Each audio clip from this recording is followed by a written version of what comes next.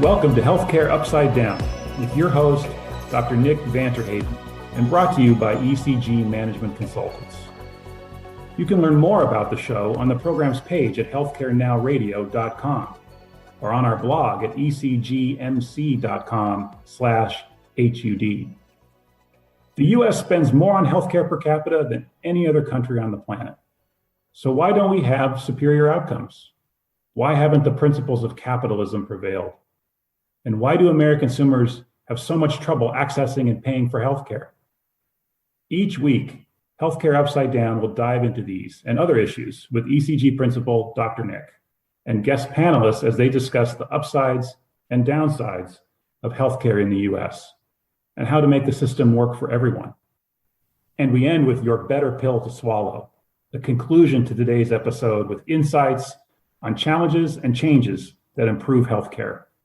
Now here's your host, Dr. Nick. October is Breast Cancer Awareness Month, and this episode of Healthcare Upside Down is focused on a little of the history of mammography and screening for breast cancer. The origins of mammography, which is the specialized X-ray imaging of breast tissue using a low dose of radiation with the intent of seeing inside the breast to identify abnormal tissue and in particular breast cancer, is interesting. The original concept for this screening technique came from a German surgeon, Albert Solomon, who imaged 3,000 mastectomies in 1913. But the real clinical use for the technique did not really take place until after a 1966 study was published by the American radiologist and mammography pioneer, Dr. Philip Strax. This milestone study, involving almost 62,000 women in New York, established that early detection significantly reduced the breast cancer mortality rate. His early advocacy of the mammogram helped revolutionize breast cancer detection. He was spurred into a single-minded battle against breast cancer in 1947, when his first wife sadly died of the disease. But developing the screening and delivering this to the widest number of people possible took even longer, and it was not until the legislation was changed and screening became a covered offering for the general public that uptake of mammography started to increase. Currently, around 70% of women over the age of 40 are getting screening mammograms, but big racial and economic divides exist in the program, further negatively impacting outcomes for a group already suffering a large burden of this disease. We know an effective screening program saves lives by identifying diseases earlier when it is more successfully treated, and with breast cancer, the second leading cause of cancer death in women, this represents a huge opportunity. Since 2007, breast cancer death rates have been steady in women younger than 50, but have been continuing to decrease in older women. Thought to be because of finding breast cancer earlier through screening, increased awareness, as well as better treatments, but there is much more that we can do. Join me on the Healthcare Upside Down show as I talk with Don Levanty. He's the professor at Marymount University and a principal at the Federal Group, and Jessica Turgon, principal at ECG in the Performance Transformation Practice and the Oncology Practice Lead. Hi, Don. Hi, Jess. Welcome to the show. Thank you for having us. So we're in Breast Cancer Month awareness, and we're talking breast cancer, one of the critical elements to breast cancer awareness, and obviously some of the progress that I think we've made in the treatment of what used to be a very tragic disease, and the improvements in outcomes has been screening. And specifically in the case of breast cancer, it's a very specialized screening, mammography. But we haven't always had that, Don, have we? No, we haven't. As a matter of fact, for years, I think the evidence showed that they were doing breast cancer screening even with veterinarian type radiographs. But what happened was the American College of Radiology, whom I did some work for, came up with an accreditation program because they took the lead on, with the American Cancer Society, be very honest about it, the two of them together took the lead on, we need to do something more for breast screening. And so the college said, why don't we do something to accredit facilities to ensure that we don't have these veterinary machines or anything else taking breast screening. We need people who are qualified to take the exam, interpret it, and the equipment must be dedicated. So they commissioned me as their representative to go to Congress and say, could we indeed have a screening program in Medicare? And understand, Medicare always was to be restorative. It was never screening. It wasn't until the late 80s that you started getting screening programs. You always paid after the fact for a disease. So in this case, to get screening really was something totally different for the Medicare program to start to pay upfront before a condition had occurred. So they commissioned me to go to the Congress. We had worked with Senator Brock Adams and his staff, the Women's Breast Cancer Coalition, particularly the Komen's Foundation. And we went to Senator Mikulski, who was really an advocate for women's health, and said, look, we need to get a qualified process in place so that women's health care becomes really important, particularly breast screening, because breast cancer is the #1 killer of women. And so with agreement by Ms. Mikulski, she said, yeah, but we don't have screening. I said, okay, and we don't know what we'll pay for. We don't know what screening programs cost. We haven't done any kind of look-sees. I said, whatever you decide is fine. My client wants just to ensure that the accreditation program is one approved by the American College of Radiology, or at least their standards are adopted, which gave the college a little bit of trepidation because they were afraid that the price might be a little bit too low.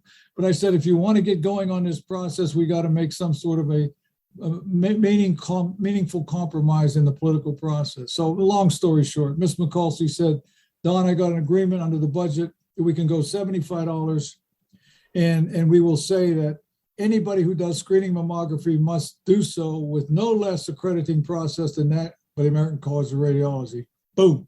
That started the process, and off we went for screening mammography, which ultimately led to, restorative mammography as well. So it sounds very much like screening was not something that existed. We've made progress, and we've established a path forward to develop that. Has that experience expanded, and have we improved on that, Jess?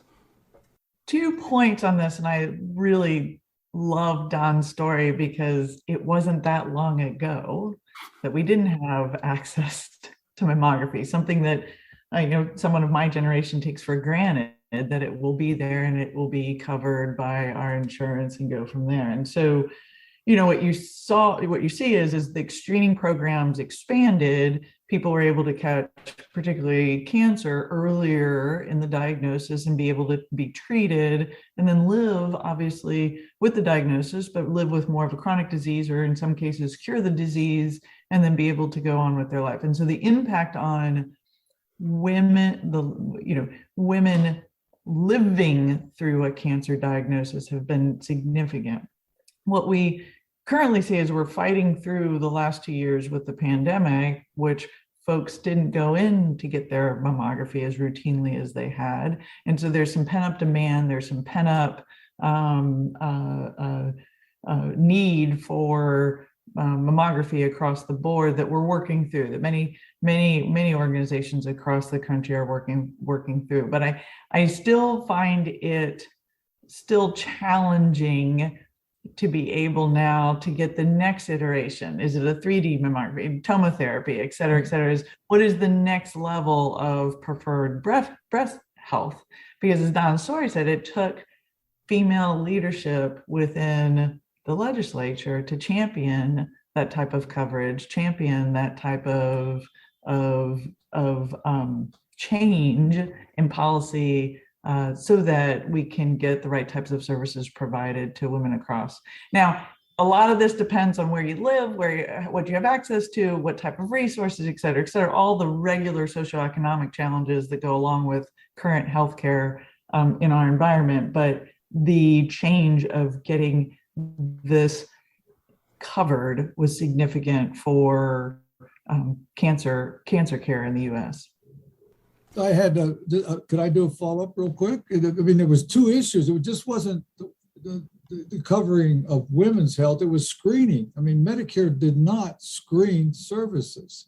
And to get a double whammy there, where you would have expression, get coverage for women's health, which had totally been ignored until the 80s, until women got into the Congress and began to say, hey, all you, what about women's health? And then to move that further, to change the concept under Medicare from restoration to screening was really dynamic and set it going. And I was very proud that that had happened. And now what's happened is now you get an extra, if you meet certain certifications for a breast health center and a nationally accredited breast program, it's even a higher level of standards, sort of the gold star of imaging that has a full suite of services for breast health that many mammography units, breast health centers are aiming for, because it's considered the gold standard of care. So the primary driver in this sounds like that the inclusion of women as part of that decision-making process that, prior were ignored or not included as part of that. It was seen as services that, were available but not delivered as screening. Now that we're doing that, how do we move things forward? It sounds like you've found success in driving this forward in the past, Don. How do we continue that? Because I can tell you categorically, what we do now, whilst it's great and, we should look back with pride, is insufficient based on what we know now and what's available to deliver better health and better outcomes. That just so wound up in the whole process of the American healthcare system. And that is that we're trying to face and pay for the cost of services out of a third-party process. And in that regard, when you're at trillions and trillions of dollars, when you started the dynamic of the American healthcare system was $45 billion in 1965.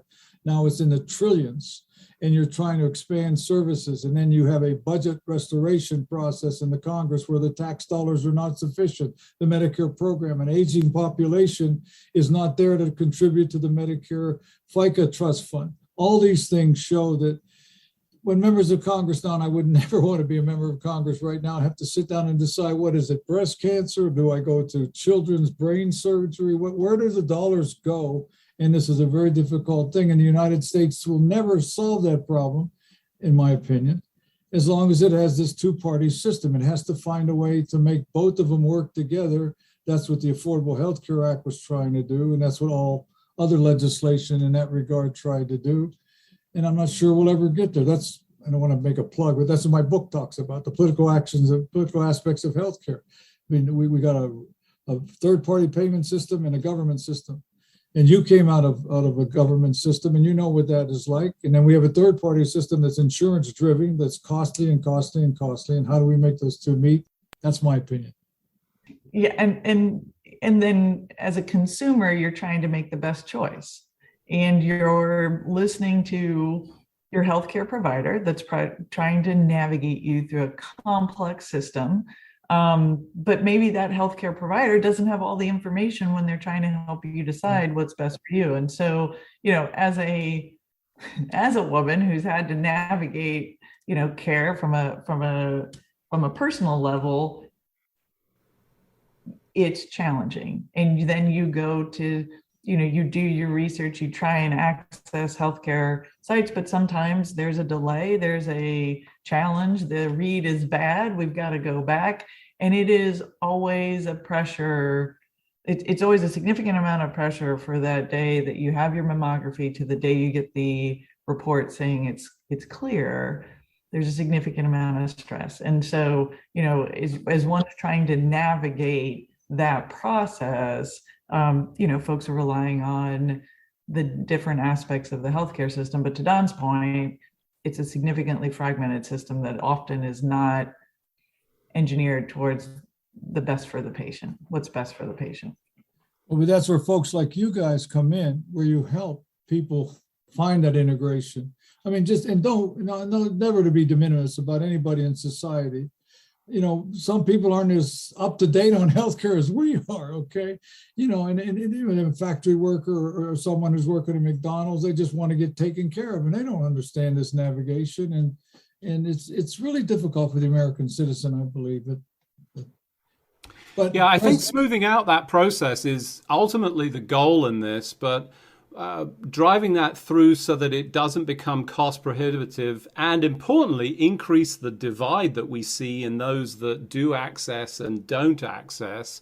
We're struggling with that, and we're struggling with the system that, as you rightly point out, Don, it feels like there are too many fingers in the pie that are preventing us from getting to a better screening program, because we ultimately know economically that is the best outcome, no question, right? It's medically true, it's economically true, but we're struggling to do that, and we're not delivering that service evenly distributed to everybody. So how do we go about that?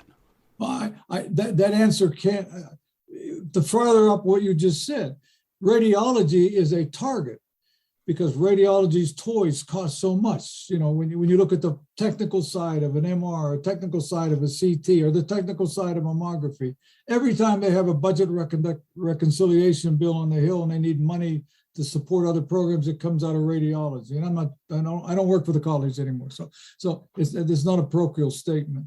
And the fact of the matter is mammography subset has to pay for that. I mean, because they don't get as much reimbursement, even though in physician payment reform, we sat down and tried to get more money to mammography. We started so low, which was unfortunate. I take responsibility for that. We started too low as you try to move up the professional side of mammograms and things of that nature. And Don's right. So you really, in radiology, if you think about it, all the big procedures, the MRs, the CTs, the PET CTs, the newest technology that comes out, and mammography is part of that, but it's not significantly new technology, and it's the lowest price, lowest reimbursed service. And so there, to Don's point, there was some connection to some of the movement around, some of the different types of initiatives coming out of CMMI, where there's a charge towards value. How do we think about screening as part of a value proposition of doing preventative care, wellness care?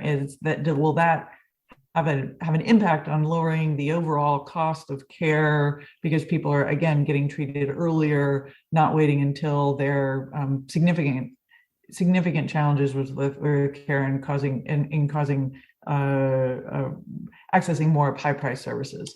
So, but the challenge is mammography is one of the lowest paid services for radiology. And so even with the support to expand screening, so forth and so on, you still face this battle of, are people being trained to go into that service? Can they pay for their loans that they're taking out for med school? How does it work within a huge group from a reimbursement standpoint, and what are the dollars that will support the overall investment into a breast health center? And so you find that these initiatives, particularly around women's health, have to be part of a larger consideration, either strategic or other, to draw in women as part of the decision maker for healthcare for their family, to say, how am I going to access care for my family? What's everything that I'm going to benefit with, and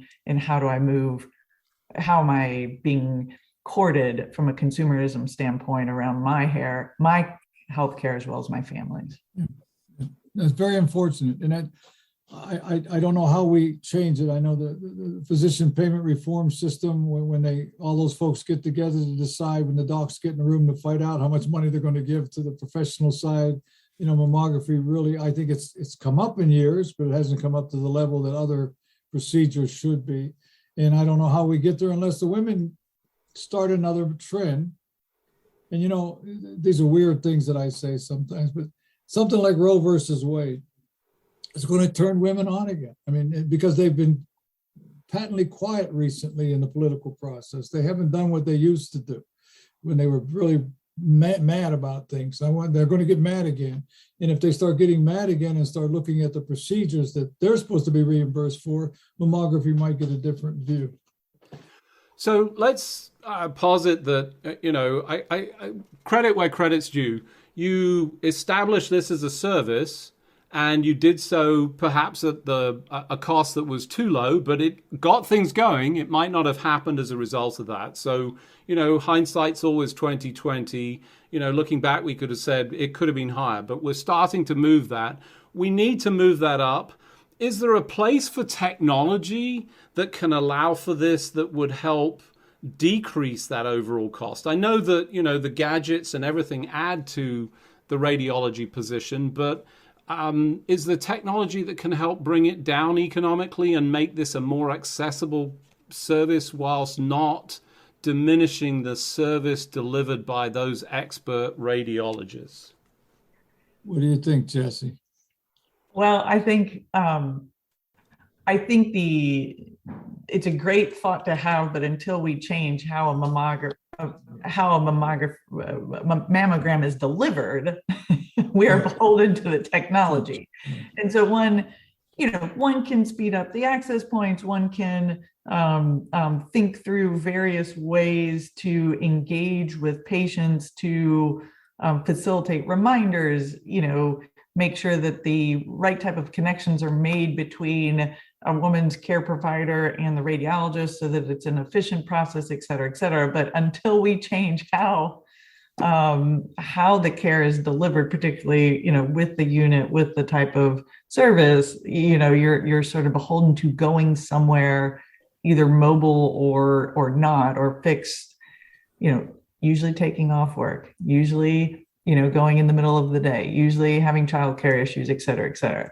What I'd like to see would be more of the current trend in rethinking the world about offering services. What time does one have to, how do you have a much more ease of access through being able to schedule a mammography when you want to do it, after hours, when you have childcare, not during a lunch break, et cetera, et cetera. So I think the next small step, until, as Don said, there's more of a focus on women's health from a legislative perspective, would be, well, what's the right way to think about the care model, and do we need to make it even more efficient?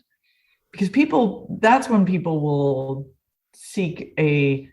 pay for services in a different way if they can access care on demand when they want it, when they seek it, rather than the ancient process that we have now of calling up, getting an appointment, going in when it's not convenient, and going from there. So to close this out, Don, as you think about the success and where we are now, what are the next steps? I would hope that the technology could get to the point that you would have, like you have a ultrasound that you can move around, where you could have equipment that, maybe even going into a facility. Gosh, that would be amazing if you could go into a facility like you do blood testing, like you do.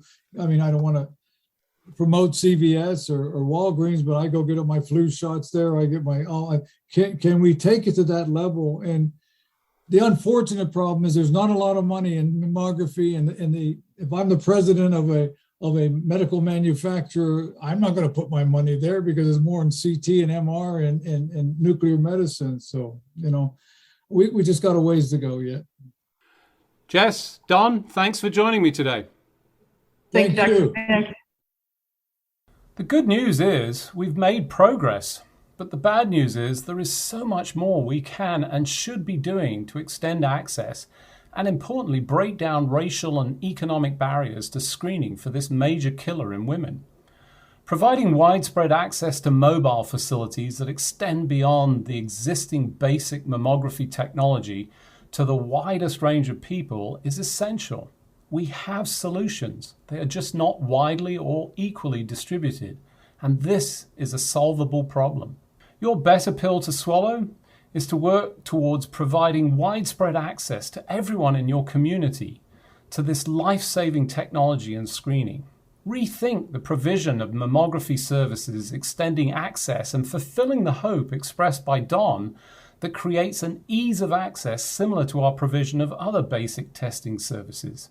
And seek new ways to extend access, making the service economic for all parties involved in the delivery. Thanks for joining me, your host, Dr. Nick, on this week's edition of Healthcare Upside Down. Until next week, keep solving the business of healthcare as if your life depended on it, as one day soon it will. That's all the time we have for today.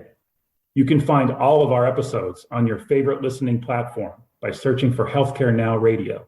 Also, check out our blog at ecgmc.com/HUD for summaries and commentary from each episode.